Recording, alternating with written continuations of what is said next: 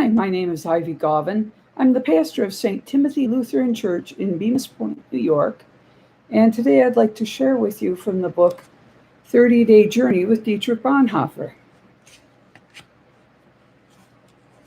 Bonhoeffer writes, "In the last few years, I have come to know and understand more and more the profound this-worldliness of Christianity.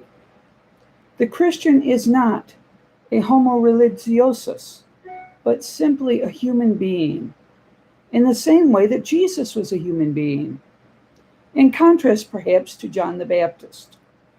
I do not mean the shallow and banal this worldliness of the enlightened, the hustling, the bustling, the comfortable, or the lascivious, but the profound this worldliness that shows discipline and includes the ever-present knowledge of death and resurrection." The author writes, in April 1943, Bonhoeffer was arrested and imprisoned at Tegel military prison in Berlin. He would remain in prison for what would be the final 2 years of his life. During this time, Bonhoeffer continued his theological writings, primarily in the form of letters written to his close friend, Eberhard Bethge. In April 1945, Bonhoeffer was executed at Flossenburg concentration camp, only 2 weeks before the camp was liberated by U.S. forces.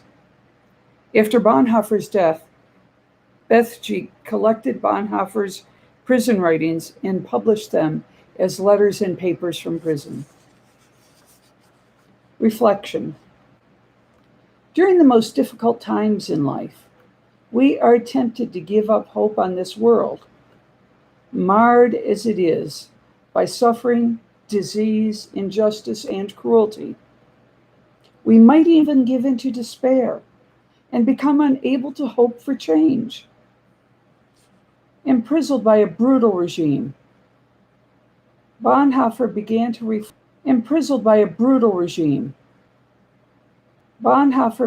reflect more deeply on what he called the this worldliness of Christian faith, on what faith means for how we live and experience the everyday realities of ordinary life. Faith calls us to live this life to its full potential, aware of the unique opportunity we are given between birth and death, and in hope of the resurrection. When we are fully present, we avoid the temptation to squander God's gift of life. Reflect today on how faith enlivens and deepens your experience of day-to-day life. Amen.